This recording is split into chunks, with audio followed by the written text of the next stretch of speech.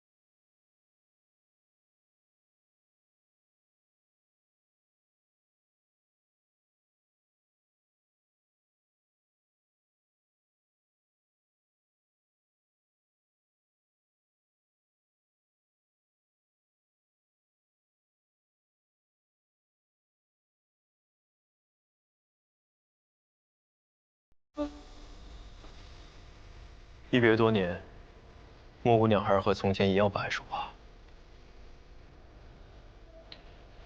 是10年了，韩大哥这10年过得怎么样？我挺好的，只是没想到会在这儿遇到你。师娘他们还好吧？哦，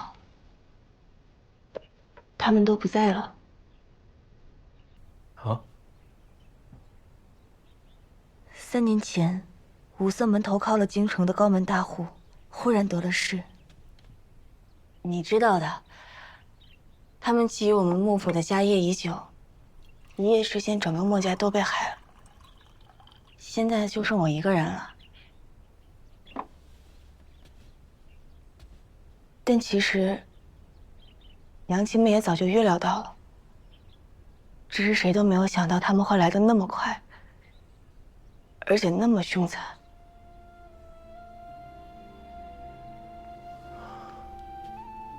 五色门，曲魂呢？他没保护你们吗？幕府出事的前几个月，他突然失控往山里跑，我怎么都追不上他。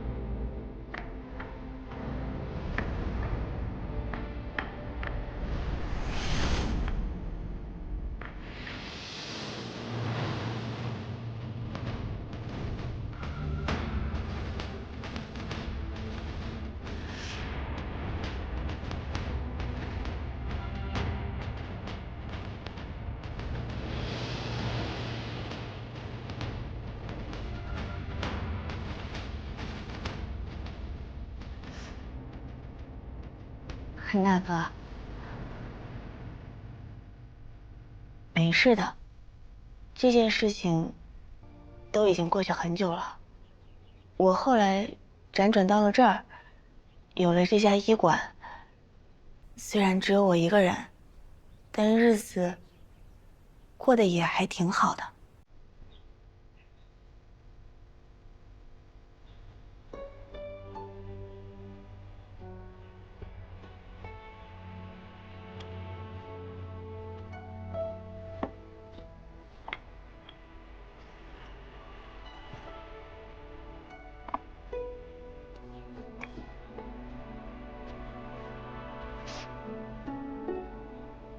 那杯茶凉了，韩大哥，喝这个吧，是刚泡好的新茶。你怎么会招惹刚才的修仙者？哦，韩大哥，你不用担心我的，我自己可以保护好我自己。好，你要是有任何需要，随时告诉我，不用客气。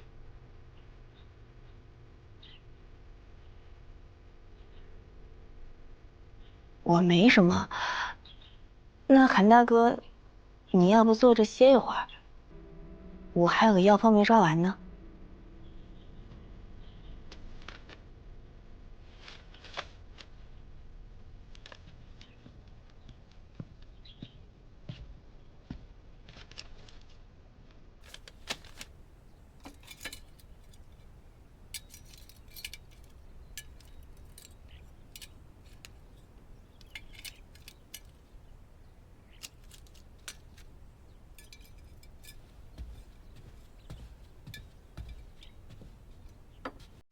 我来吧。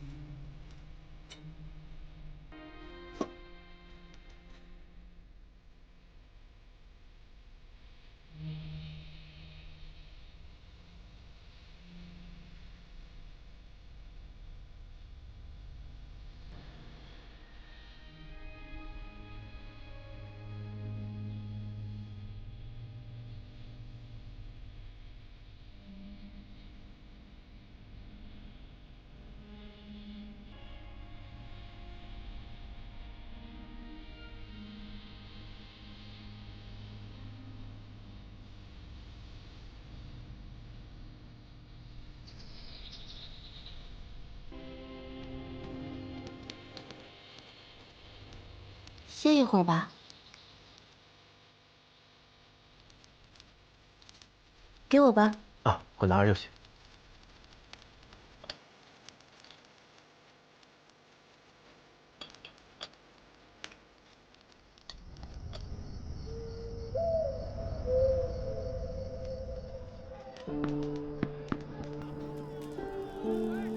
行人匆匆，人们无暇抬头向上。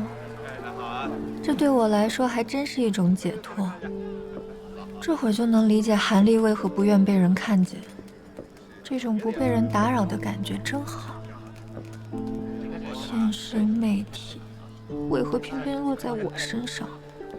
即便是个凡人都可以自由自在，而我没有一丁点害人之心，却总是招惹是非，更无自由。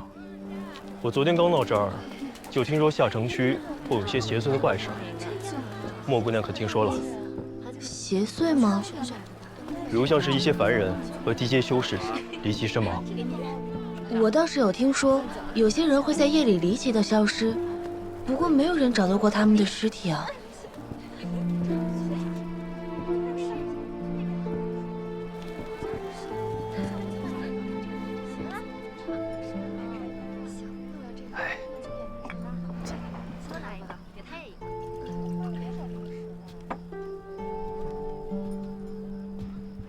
这位师妹，风光甚好，为何独自神伤啊？啊，师妹莫怕，我们并非歹人，只是看不得姑娘独自难过罢了。师妹，不妨试试这个。喝了便能解忧？啊，师妹难道没有听说过“何以解忧，唯有杜康”？我们真不是劝你酒啊，我们只是看不得姑娘一个人难过罢了。我没有把你们当坏人，只是不忍喝掉这杯中的月亮。师妹又何必担忧这月亮呢？一月浦现一切水，一切水月一月社。只要杯中酒不尽，啊，这月亮不就在那儿呢吗？啊，好诗，谬赞。好美，干了！哦，来，好辣，辣就对了。再来。好酒量。好，师妹好酒量，好酒量。哎，满上。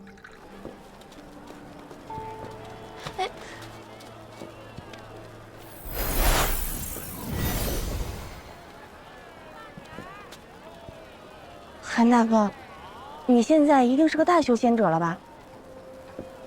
我只是刚筑基而已。总之，算是能够有自保之力了吧。嗯。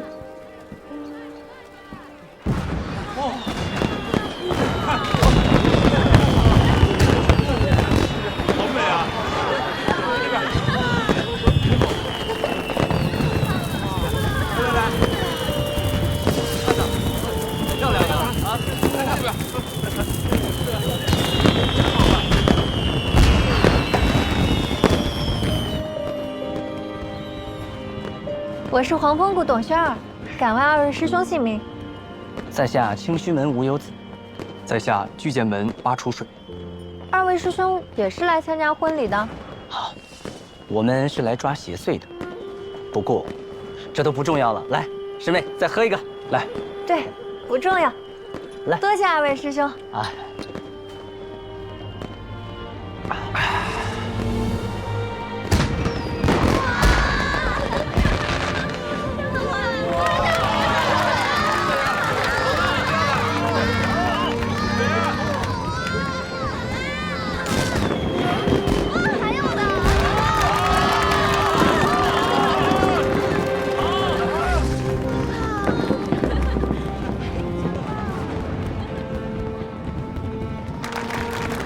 没见他这样开心，在这陌生的地界，他居然这么快就遇到红颜。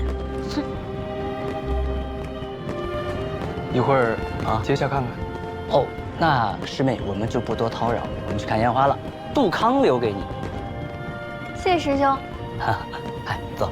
走。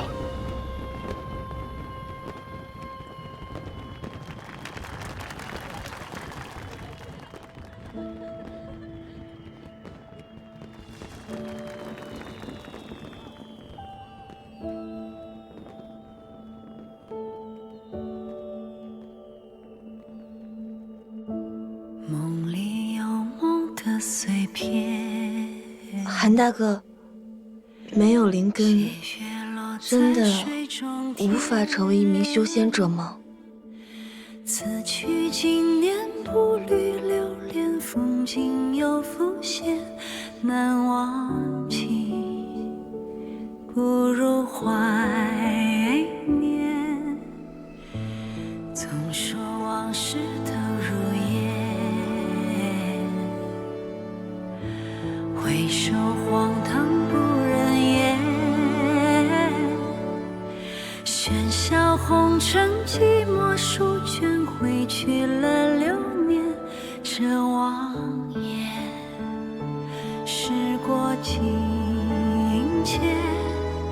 秋风泛起，又见炊烟，似天边，犹如眼帘。回首已在山巅，遗忘了时间是昨天，是明天。曾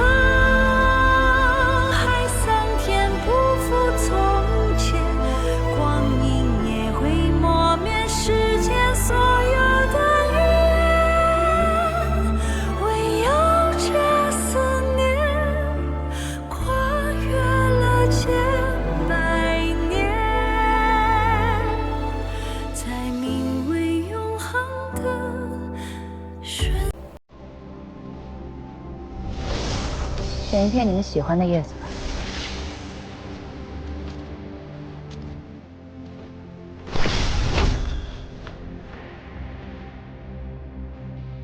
一会儿你们上去试试。黄风谷之大，凭你们的脚力，怕是10天也走不完。不会飞的人，在黄风谷根本无法立足。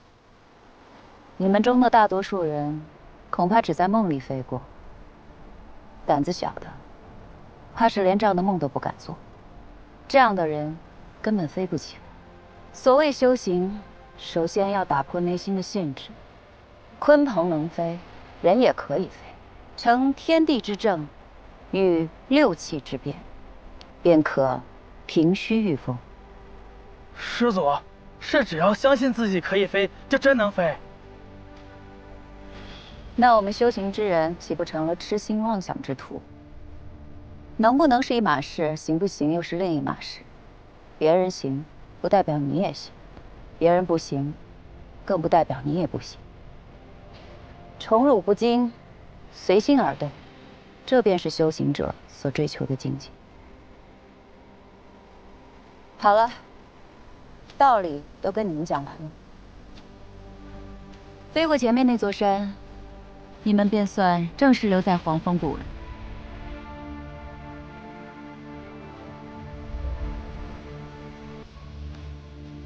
还有什么问题？红风师祖，您刚说飞过山就行，没说非要用这叶子。随你。我在山那边等你们。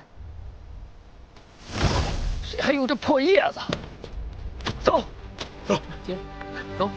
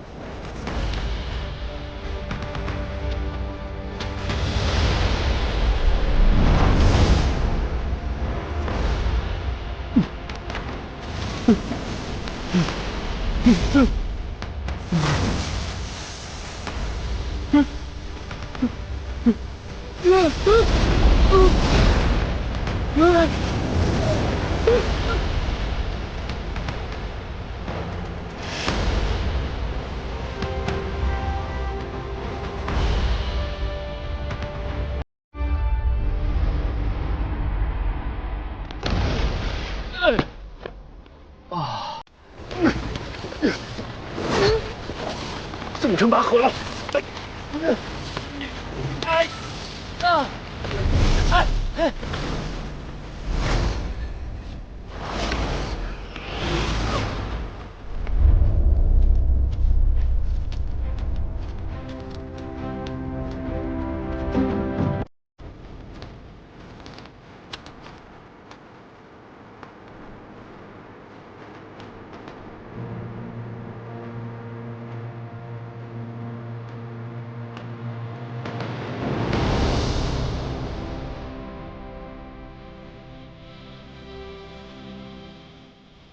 承天地之正，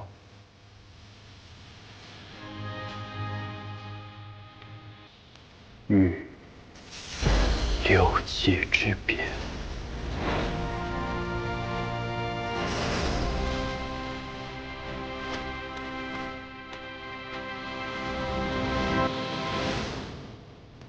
我来了。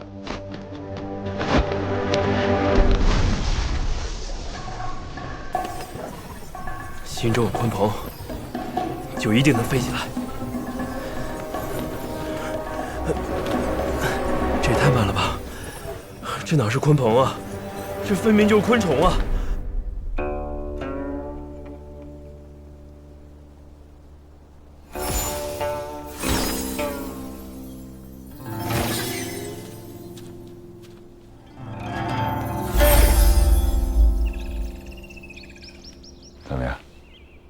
你什么时候会这种法术的？哎呀，人间四月芳菲尽，山寺桃花始盛开。小意思。你可千万别让轩儿看见你用这招啊！他要是看见这些花花草草的，更没心思修炼了。哦，对，等一下。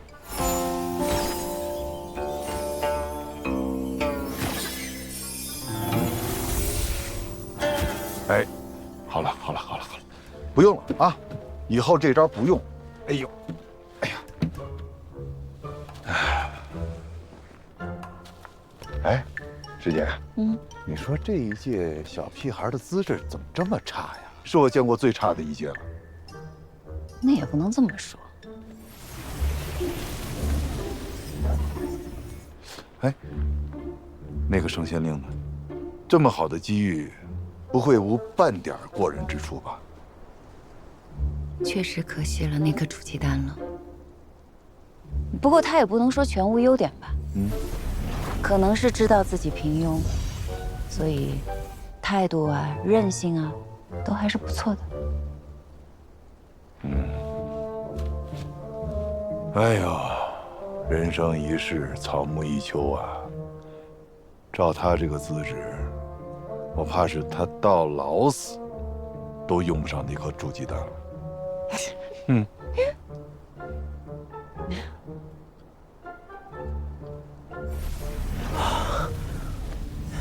哎，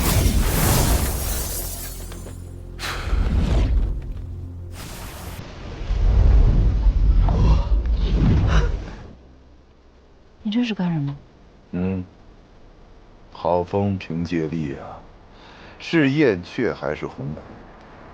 风雨兼明。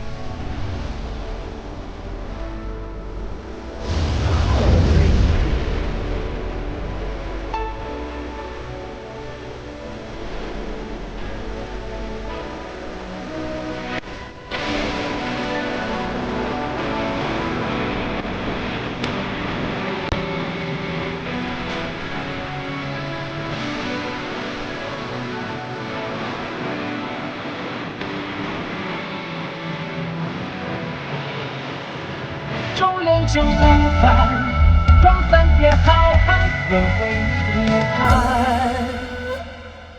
从今日开始，你们便正式成为黄风谷的弟子。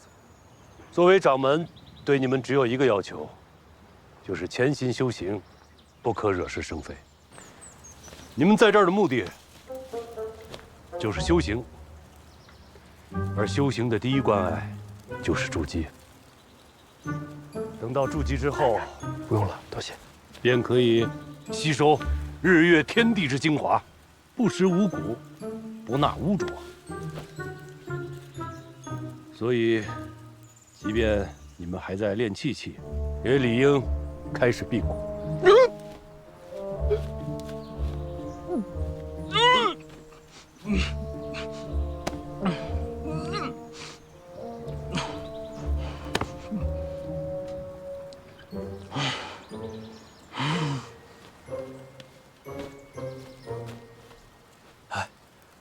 要不你等会儿再吃吧。快点，咱们说咱们的，我是我的吗？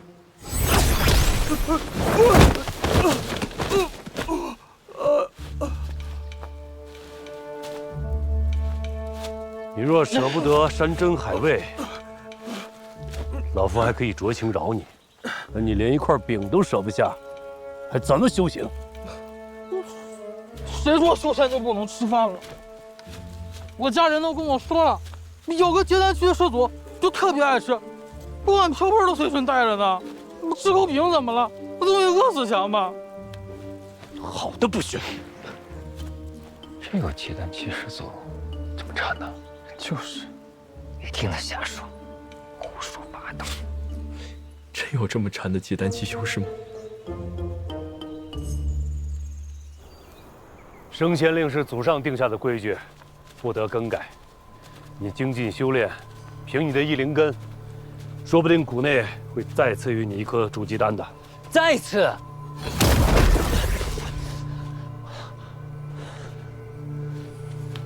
这次，这300灵石，作为对你的补偿。掌门，我是天舞台比武第一，按门内规矩，就该给我一枚筑基丹。谁让你碰上升仙令呢？这颗筑基丹必须优先给他，这是门内的铁律，不得更改。掌门，弟子不服。行了。你就认倒霉吧，掌门的话你还没听明白吗？筑基丹是要先给升仙令的。你跟陈家那丫头，不是已经定亲了吗？陈家可是有大把的筑基丹啊。怎么，拉不下脸来要？要怪就怪那个升仙令吧。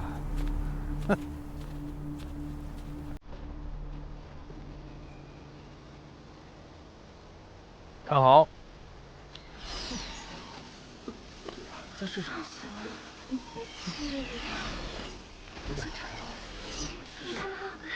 都看明白了吗？大家还想学些什么功法？师叔，从那边第一个开始。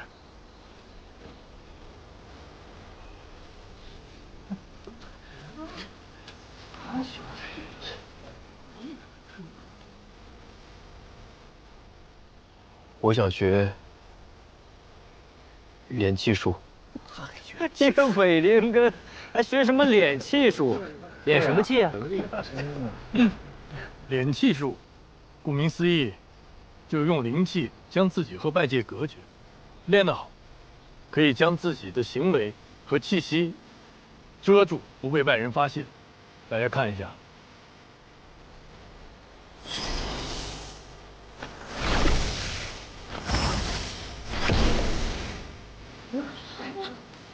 什么师叔呢？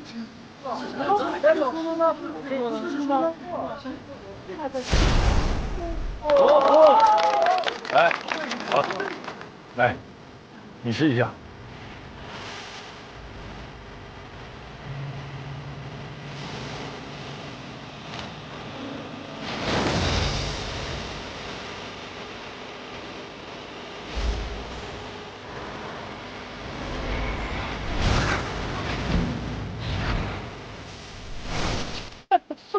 没得住，演哪儿了？谢谢师叔。今天这堂课，我们学制服。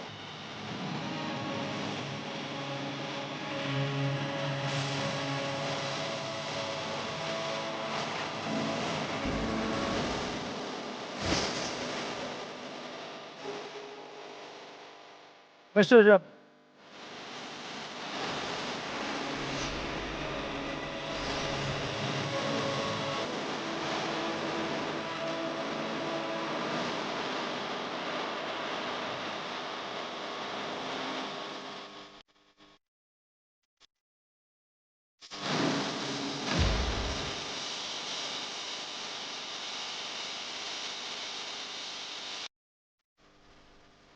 阿内，过来呀！以前曾经跟你讲过，如果药草中邪了，你是要赔的。那你是不是准备了一个赔偿计划？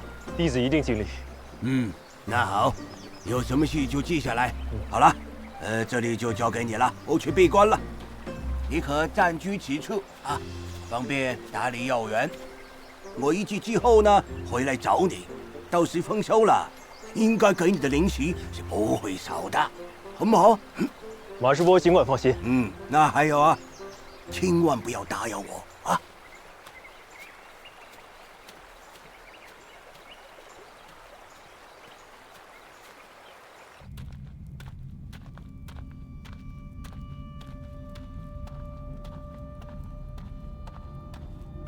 叶师叔，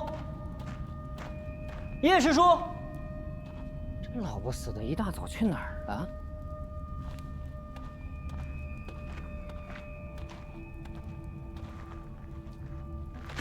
平日不见踪影，原来一直在鼓捣傀儡呢。看来他对傀儡术还真是颇有研究啊。这大家伙那么厉害，我要跟他打起来，肯定打不过他。老不死的东西！来这么早，不会是来抢新任务的吧？师叔，我听说您已经帮我拿到了筑基丹，弟子特来感谢。谢什么呀？谁让我这个老不死的答应你这个小不死的了？那师叔打算何时将筑基丹给我呀？不着急，等着呗。哎呀，这来领任务的弟子马上就要到了，你要是不怕事情败露，你就在这儿等我，等他们走了，我一定给你个答复。来，领任务的都进来。哎，叶师叔早。早。喜欢什么任务自己挑吧。哇，哎，哪个不知好歹的接了百妖园的任务？哎，他难道是不知道马师伯的脾气，还是不知道这些药草的厉害？还能是谁啊？谁啊？那个升仙令呗。没想到还真是他。那他完了，这百药园啊，就是他在黄风谷的最后一站。这百药园和神收谷也没什么区别嘛，就是大点儿，没问题。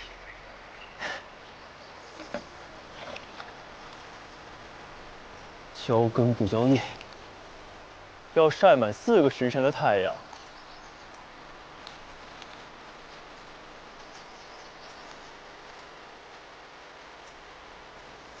照顾这些花花草草，比跟那些尔虞我诈的人混在一起舒心多了。啊，阳光真好啊！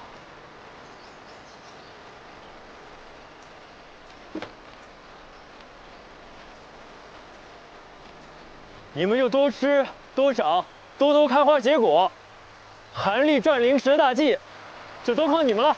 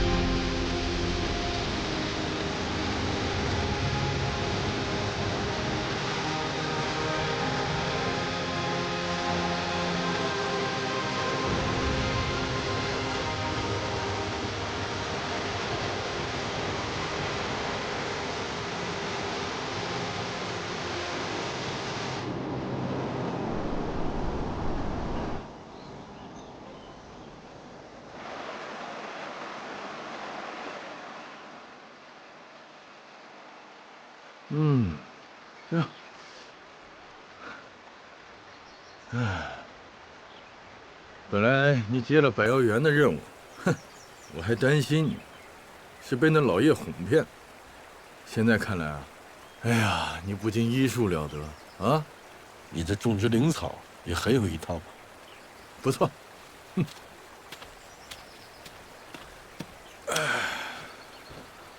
吴师叔，弟子也是现学现卖，一切还是仰赖吴师叔您的信任。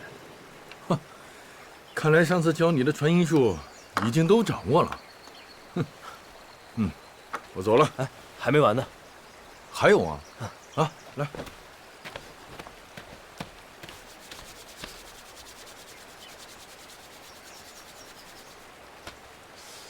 哎，舒服，就是这儿。说说吧，这次想换些什么功法啊？都想。弟子天资差，入门的时间晚，想学的东西实在是太多了。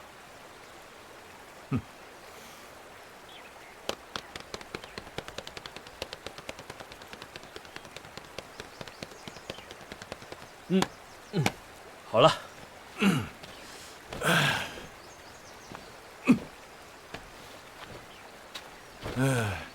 好，那今天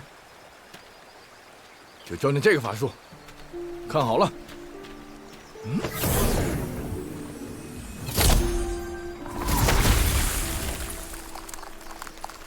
这叫冰冻术。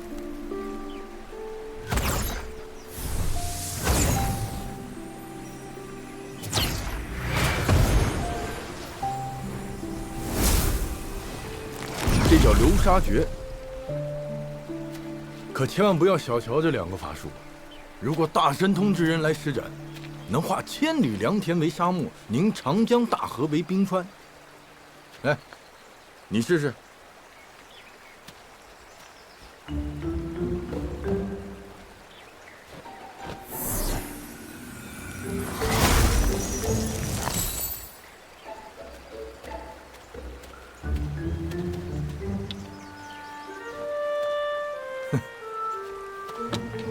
第一次这就不错了，不要着急。法术威力的大小，本来就是要看施法者能力的深浅和熟练程度而定。你灵根虽差，但贵在勤勉，假以时日，定会有所成的。谢师叔。我走了。我这个下次什么时候再来？师叔常来。好。功法还要勤加练习啊！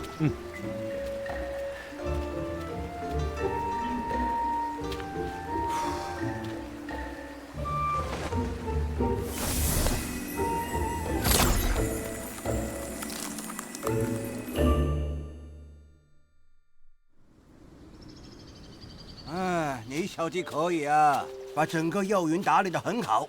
哎。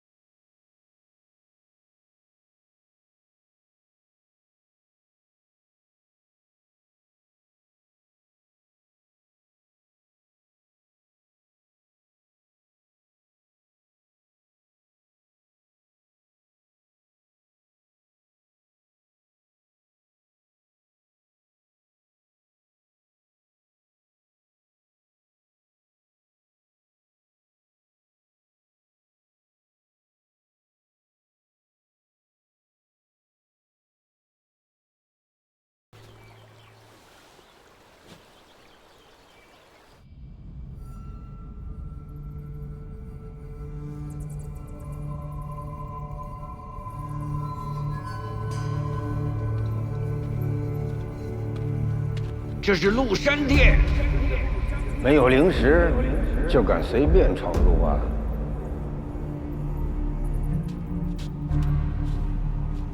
借阅踏印租用丹房，在这儿都是要有足够的灵石的。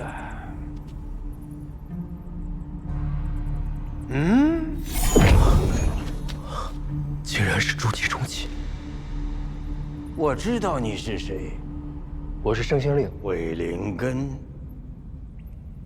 师伯见笑了。来，别叫我师伯，我不爱听。我姓许，叫我老许。许老，老许，许师伯，老许，来，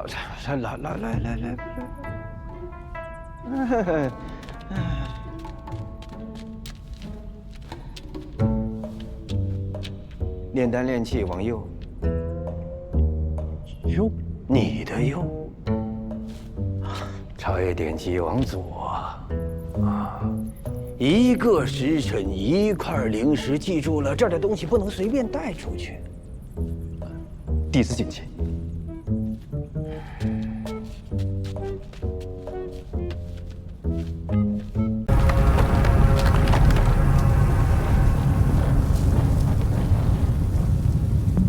少主，少主，咱啥时候出征哎？别总着急啊，这越国旗派里边烂马七糟一锅粥，咱虎了吧唧就这么上了，得折多少人？少主恕罪啊，但是恁姑半个月头里都已经进军讲过了，若是被他抢了先，少主的处境恐怕得更加的不得劲呐。那就是，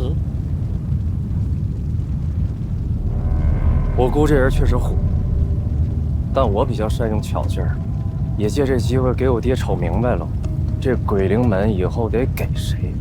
那恁想咋着呀？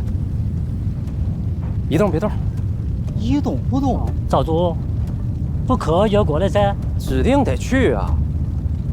咱仨人够了，都咱3个，大军不去了。讲话这血色禁地也快开门了，是时候让这帮旗派大傻子们忙活起来了。再一个啊，你们俩到那边之后，能把嘴闭上就闭上，人那边说话不这味儿。中，那就是。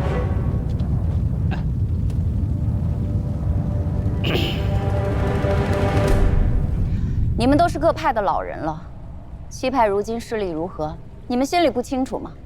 比5年前如何？比60年前又如何？哎，正是因为各门派的势力在下滑，我们才更需要到这个禁地多采一些灵草回来，不然这些练气的弟子如何向上提升锻炼呀？对呀，是啊，总不能害怕牺牲就不去禁地，这不是因噎废食吗？对呀，我们几个反正不同意。怎么一个比一个轴啊？啊？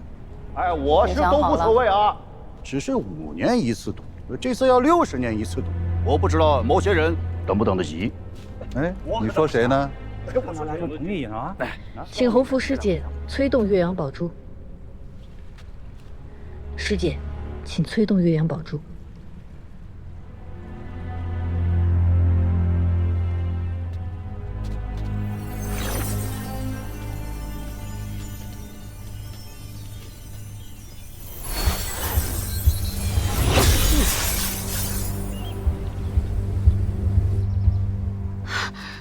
那是什么？岳阳宝珠。看来长老会那边有情况，我先去看看。潘姑娘，一定要从禁地平安回来。嗯，再见。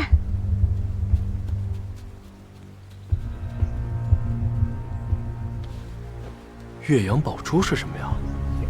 诸位长老，有没有发现岳阳宝珠有何不同？这没以前亮了。宝珠没有以前亮了。没错，岳阳宝珠是本门先辈为驱散禁地的迷障所制。宝珠吸收日月灵气，绽放光芒，但你们恐怕不知，每当天有异样，宝珠也会受其影响。日月昭昭，本该是亘古不变，可禁地开启过于频繁，导致灵气日益稀薄，宝珠光彩亦不复从前。这还不能印证我的说法吗？现在明白了吧？啊，来吧，再商议商议。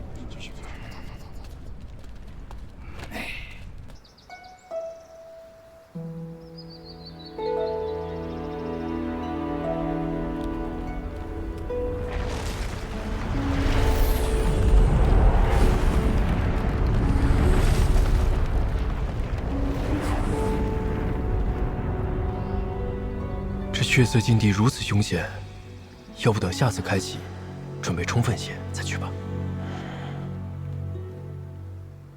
听说了吗？以后这血色禁地要改为60年开放一次，这下要拿到筑基丹，恐怕更加困难了。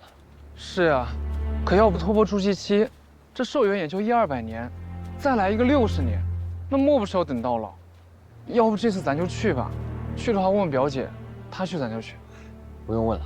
那姓陆的去，表姐肯定也要去。但是这一次改了规则，去的人肯定比以往要多，咱们务必要小心行事，别因为这个丢了性命，那就不值得了。好，那快走吧，他们都在这报名呢。走。如果再开，就要等60年。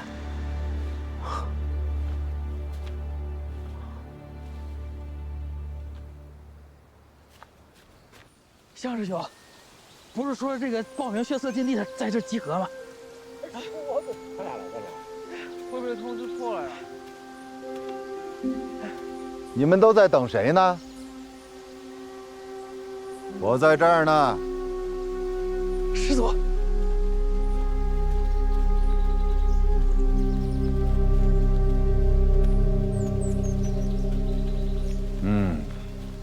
拜见师祖。来的人还挺多。哎，你们都做好送死的准备了吗？啊？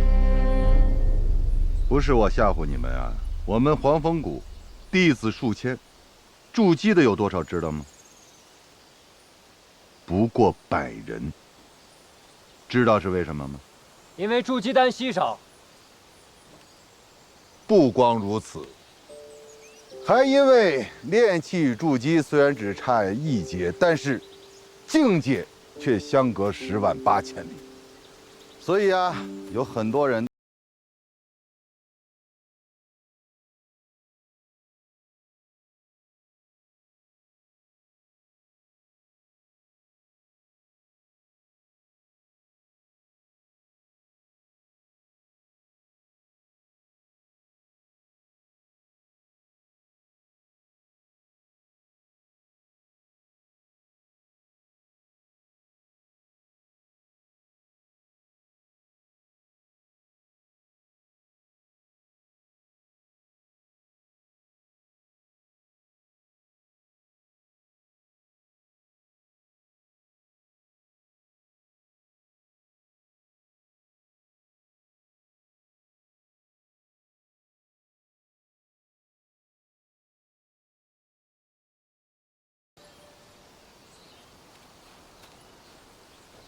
哎，你们这13个人是不是已经听到禁地再开要等60年的消息啊？啊？可以呀，挺聪明。咱们黄风谷此次进禁地有15个名额，现在还有2个。我，哎呦，这么大岁数能行吗？我可不想再等60年呢。可以理解啊，那还差1个名额。这样吧，我数3个数，1，嚯，会抢跑了。你一个炼气11层的也敢去送死啊？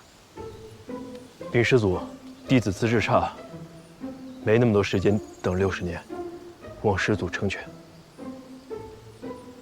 不错，有个性，我喜欢，啊，就是资质差了点儿啊。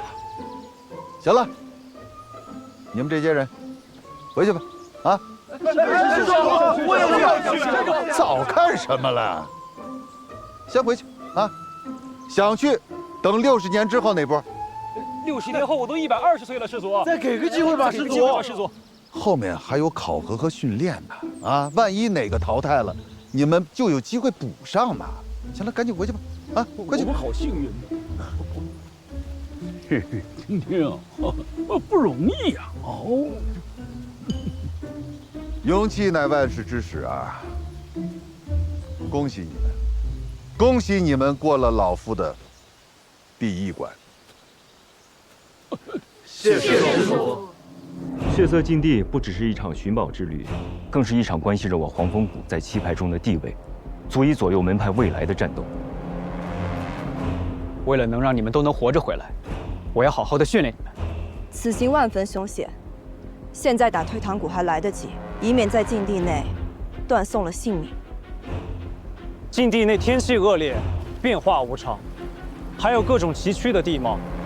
不少人在进入禁地之初，便被这恶劣的天气折磨致死。你们要记住这几种药材：碧水枝、紫猴花，还有天灵果。这些都是筑基丹所需要的重要的药材。禁地里会有各种妖兽出没，想要顺利取药，就得先过他们这里。 要是打不过，可就成了他们的腹中餐了。禁地中的各派弟子大体分为3类。第一类，实力较弱的，就像你们其中的有一些人，要么是被逼而来，要么就是心怀侥幸。这样的弟子，往往活不过第1天。第2类人，修为虽然不弱，但也算不上顶尖高手，其中不乏有一些投机取巧之辈，不去好好采集灵草。 反而还想利用杀人夺宝的手段牟利。但是到了第3日，第2类人中的佼佼者，便会在禁地中自动的销声匿迹，不再现身。这时，便轮到第3类人了。师祖，第3类人是？第3类人是懂得保存实力、隐藏实力的那些家伙，终于出手，各显。 神通，师祖，那您说了这么多，到底哪类人活下来的最多呀？自然是第3类，真正的高手。错，是第1类。啊，第一类人。木秀于林，风必摧之。能进禁地的哪一个不是身怀绝技啊？但若是不够谨慎，再厉害的人，也只有身死道消的下场。而那些实力最弱的呢？ 因为早早认清了现实，反而能够成为最容易全身而退的人。藏巧于拙，用晦而明。没想到，当初莫大夫教我的一切，在修仙界依旧适用。碾压花刀屋，碾压上过灵兽山，巨剑门，横扫巨剑门。好了，精神可嘉。但是我还是那句话，活着回来最重要。 是。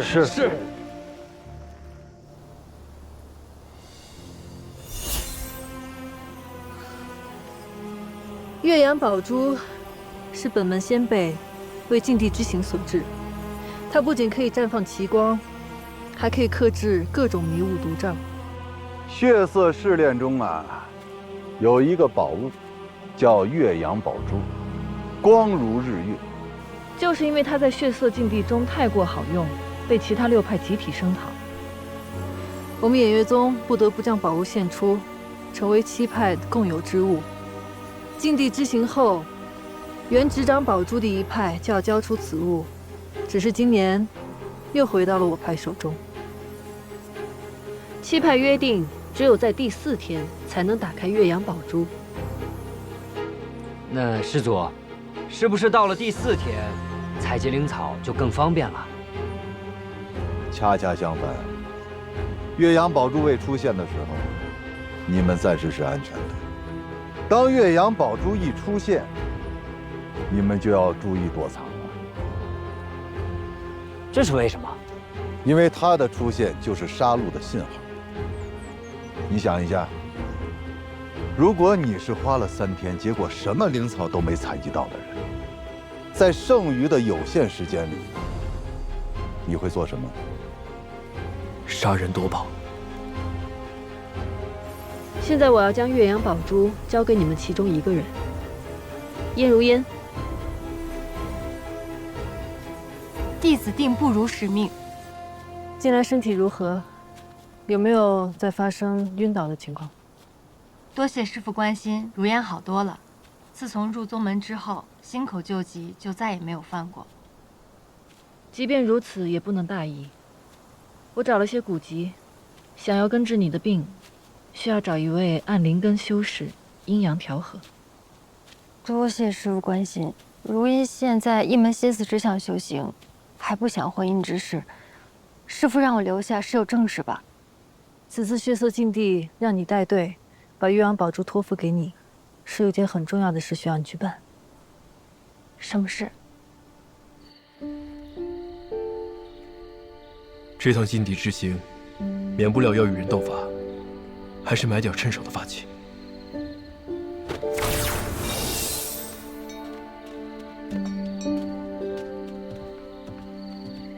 在下望宇是万宝楼的掌柜。在下李飞宇，一介散修，想寻些法器傍身，不拘价格。厉公子利落呀，里边请，几乎上好的碧云茶。是，不用了，我呢也不是来喝茶的。你这要是没有好东西，我就不浪费时间了。厉公子留步。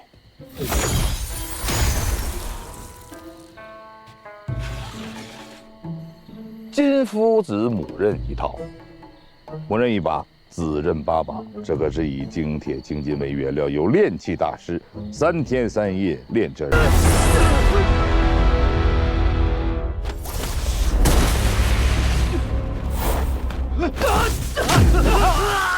这是哪儿啊？先躲起来，观察一下。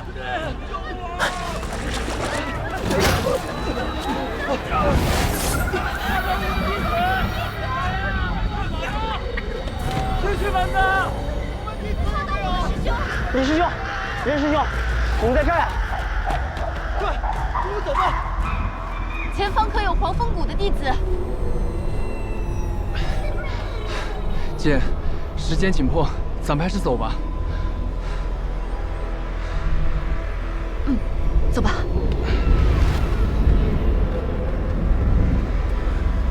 小绿瓶的秘密，可不能让他们知道。接下来还是单独行动吧。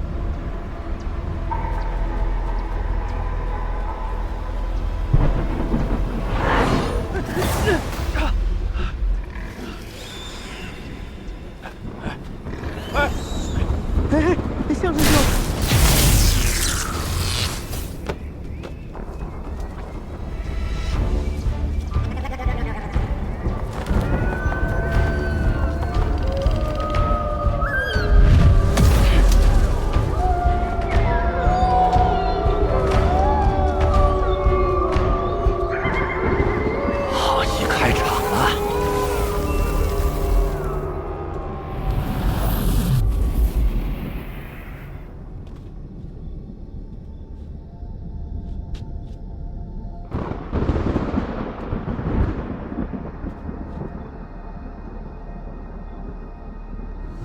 灵气果然变得稀薄了。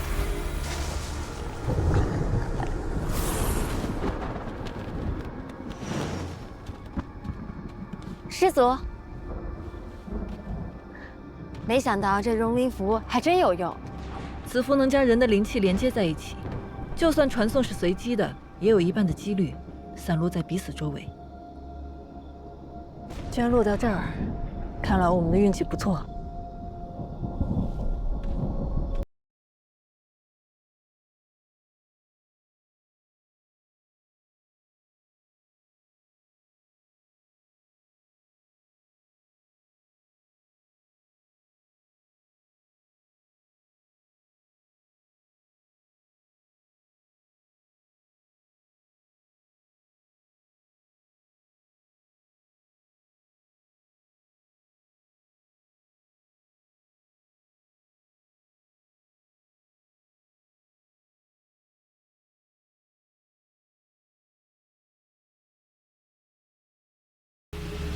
这样就不用担心与人争夺了。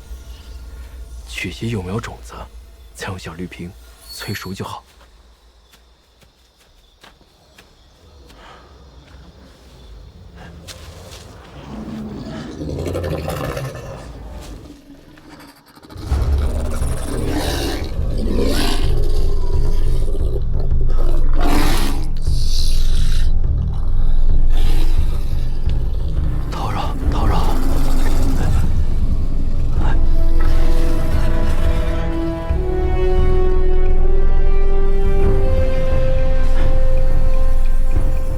边五叶红，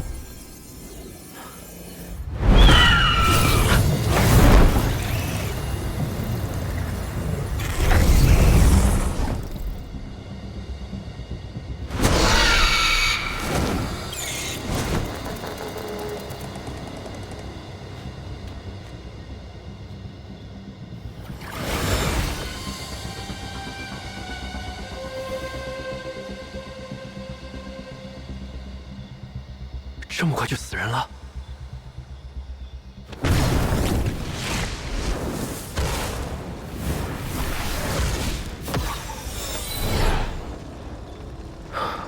一定要小心，别像他一样。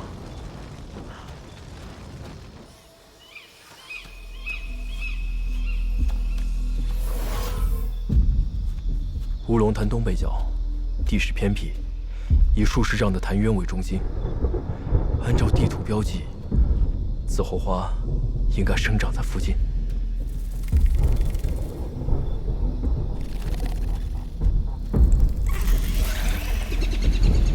好浓的瘴气！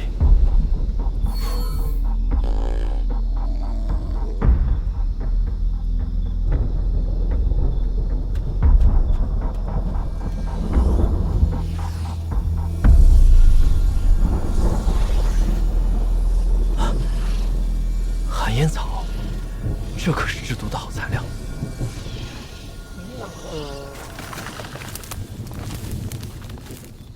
谁在那儿？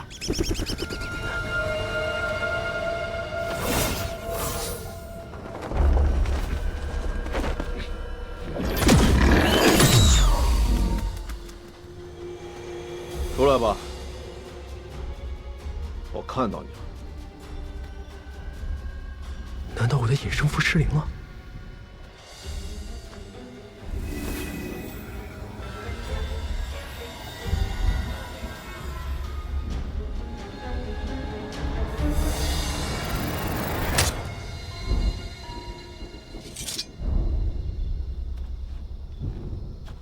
出来了，我看到你们了。虚张声势的家伙！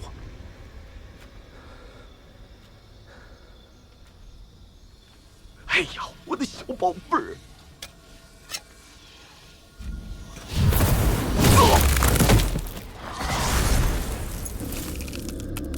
寒冰蝉，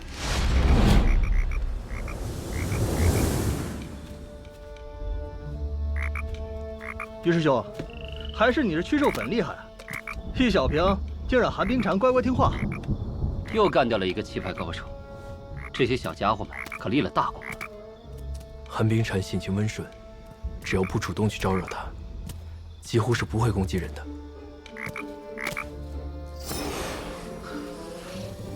老齐，把寒烟草收了吧。哎，真没必要为了一棵草聪明，就让他们去拿吧。哎呦，我的乖乖，没想到还能在这儿遇到你们。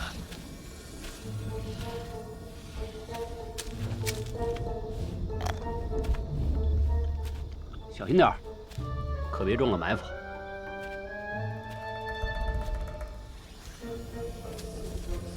此人的谨慎程度不差，没想到这么快就丢了性命。这两个人就是冲着杀人去的，到底是何居心？他们怎么还不走啊？哎，算了，他们不走，寒烟草我走。虽有剧毒，可没想到长得这么漂亮。是啊。哎，咱把它储物袋也收了吧。哎，好。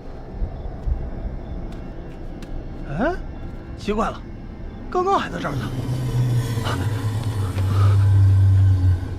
难道这里还有别人？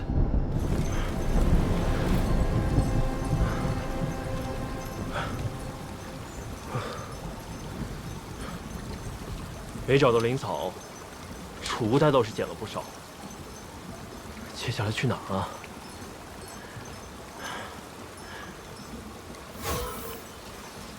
这附近哪有紫后花呀？看来门派发的地图也不完全可靠。肖师兄，路滑，慢一点。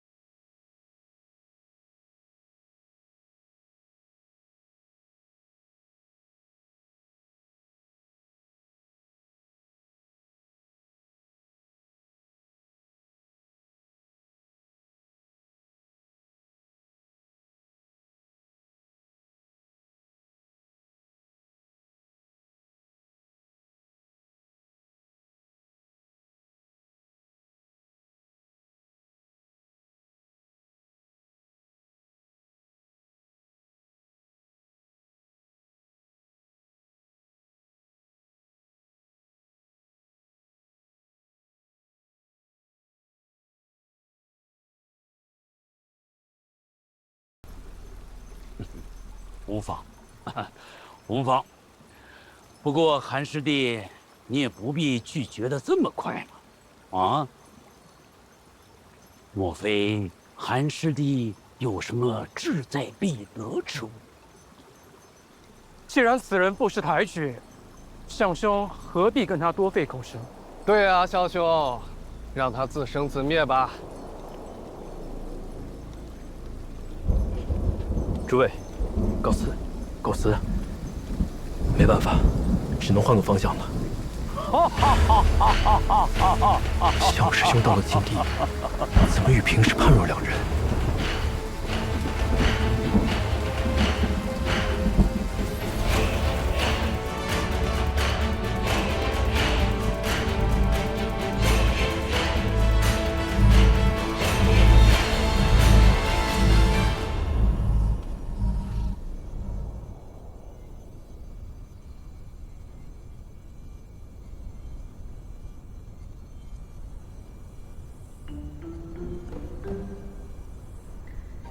老杜好，哎，老杜好，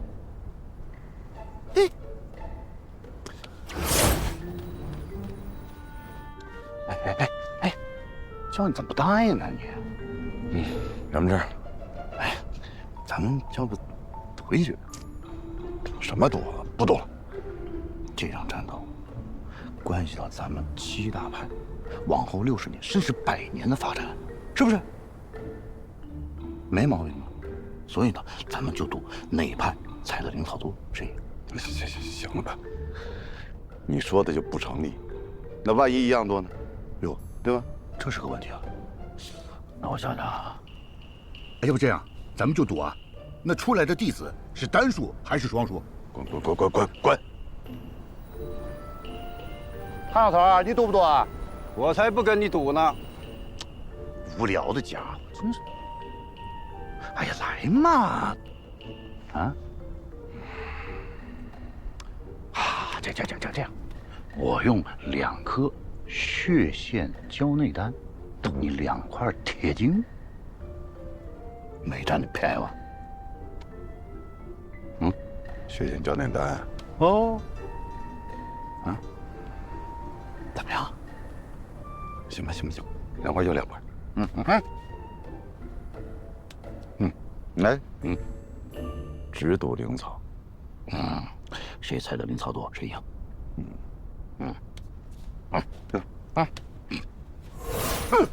说好了。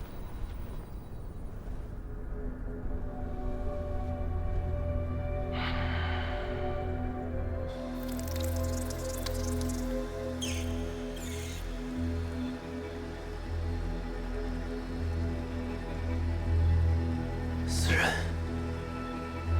又是死人。